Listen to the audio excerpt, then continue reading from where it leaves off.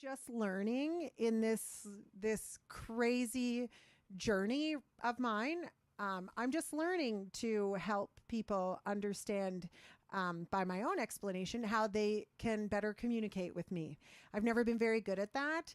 So if I hear something that I don't like, I usually tell you to go F yourself, and then I'm done. And then I actually that you bring that up. Okay, this is a moment where I don't have to ask if you're open, because here comes a compliment.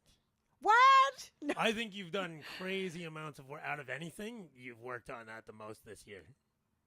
About like just Like you've stepped outside some crazy comfort zones and had some hard discussions with people who you love, teaching them how to communicate with you. That's a hard thing to do. thanks, babe. Thanks. I knew there was danger of tears coming, but That's it's true nice. because the tears come from because you know it's true and it's tough and you know the journey that you've walked on to get there. Yeah. Yeah, that is hard because I think it's And I've watched it. I've been witness to it, and I've seen how it affects you when people you love. This is going to be when people you love don't respond the way that's probably loving. Yeah. And we do it to everybody. If you're out there and you think that you're like, you know, just the best communicator in the world, will let the person you're communicating with tell you how to communicate. But in the same aspect, remember, and this is a huge rule, we teach others how to treat us. right. So that could go down a dark road. Like, think of people who are in horrible relationships. Mm-hmm. It's a hard lesson to learn, but you kind of need to look in the mirror sometimes and see, why are you in that relationship and why are you allowing that to happen? Mm-hmm. It's not just relationships, it's all aspects of life. Mm-hmm. Yes, there are victims out there, absolutely. But you know me, it's pretty tough to find a victim. Children are victims. Mm-hmm. Hands down, children are victims. Mm-hmm. But as we get older, you know, it's time to try to start looking at how you're teaching people to treat you, how you're treating yourself, Mm-hmm. what habits are you, you know, doing every day, Mm-hmm. and are they beneficial or are they negative? Right.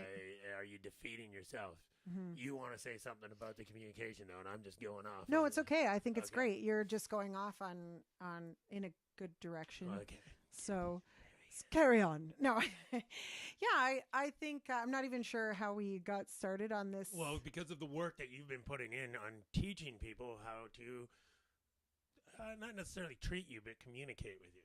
Yeah, and I think the Can reason I just give an example? Like, I won't, nobody's actually done this, but it would be almost to a point of, like, I've seen you when you're struggling, having a bad day, and it's PTSD all day long. That's fair to say. Mm-hmm. You're not, and then somebody would say, "Oh, just get up and go for a walk." Mm-hmm. That crushes you. Mm-hmm. But not just strangers, but people that you love. Mm-hmm. That crushes you. Mm-hmm. Because, It and I'm makes going to you feel explain like to you you're doing why. something wrong. Yeah, because I feel like that, and I mean, you know my struggle to step outside of my comfort zone and explain to people. And did you spell yourself? Spilt water all over this. And to explain to people what I need is been like excruciatingly difficult for me. It really has been, because I give to everybody else. I don't need anything. I'm the first person to be like, no, I'll take care of you. I'll take care of you. I'll take care of you. But I'm the last person I will take care of.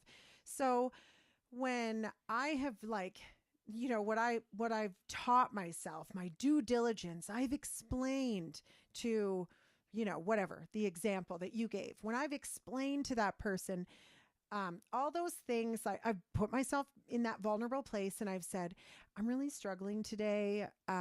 These are my boundaries. This is what I'm feeling.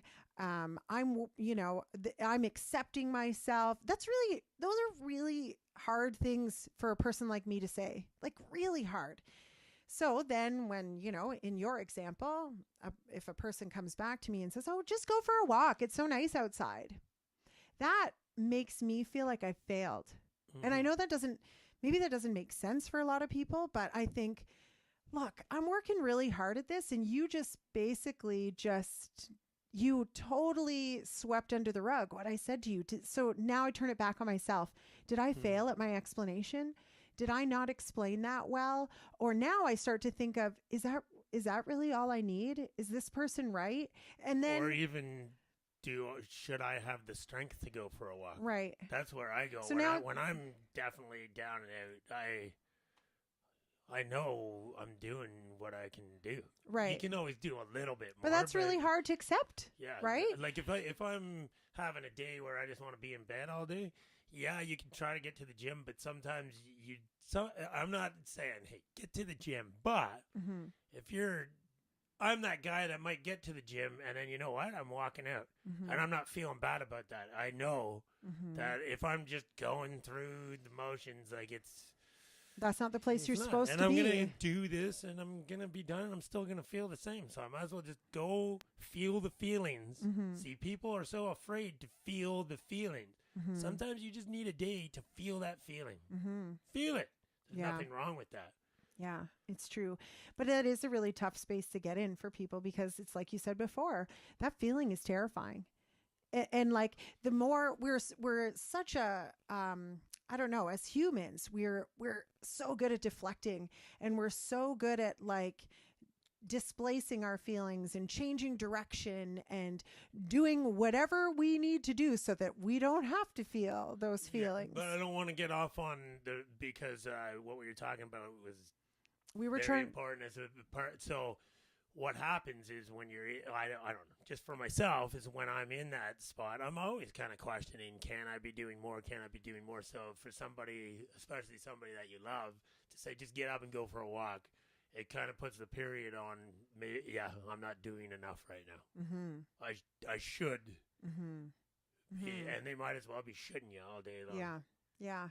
And that is a tough pill to swallow. Puts you down and them up on a pedestal and you're down below and there's no should be doing anything. And it is a fine line. So maybe people are asking, well, how do you know? So with building healthy communications with people who you know are your supporters and people who aren't. So this does sound complicated because you don't want people that are going to co-sign your bullshit, but you also don't want people to make you feel less than. Right. So and everybody knows that they have supports that are just there to listen and kind of be a mirror. So you need people that are going to be a mirror for you and reasonable and you know what? I think maybe you can get to the gym today, to tell you the truth. I'm listening to everything. I've seen you really bad and I've seen you super great. And you're kind of somewhere in the middle. You want to maybe try to give it and I'm just using the gym as an example because I'm me. But like, there's a lot of people where for you, that is your go-to. Maybe. Yeah, can you go for a walk?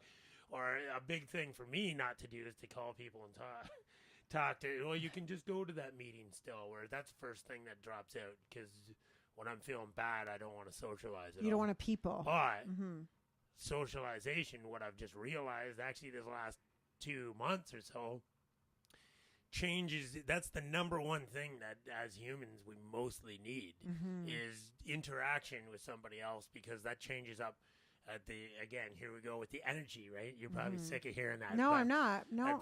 At the most basic level, we are just energy. And look, I'm not even here. You can put your hand. I am tired of hearing that. Look, I'm not even here. But it's true at the basic level, so it changes up your energy. The best way to change up your energy is to interact with someone else's energy and change it up. And as much as that brings anxiety to me to talk to other people and stuff like that, it's really like a number one thing that helps me. I think that and even if you're not in a position to people, to me, the second best thing other than peopling is just getting outside your environment, change your environment. And again, I can only speak for myself, but like that to me has been huge. Sometimes it's very easy to get sort of stuck in that place and stay stuck when, when I've already told myself I don't want to people today. So what's the next best thing for me? And it's like you said, I go into those things now open-minded and without expectations that I had before. I used to expect like, okay, I just got to go talk to someone, then I'll feel better. So I immediately put that expectation on myself that I'm going to feel better. But then when I don't, that's when I start to think something's really wrong or it's back to me again. Yeah. So, I simply go out and identify, okay, maybe today's not a good day for me to people, but maybe today's a good day for me to sit outside on the porch. It's a change in scenery. It's outside. You're still by yourself. Yeah. It's a place though that I know has always like if there's a place in our house that could hug me, it would be our front porch. You love that porch. I love that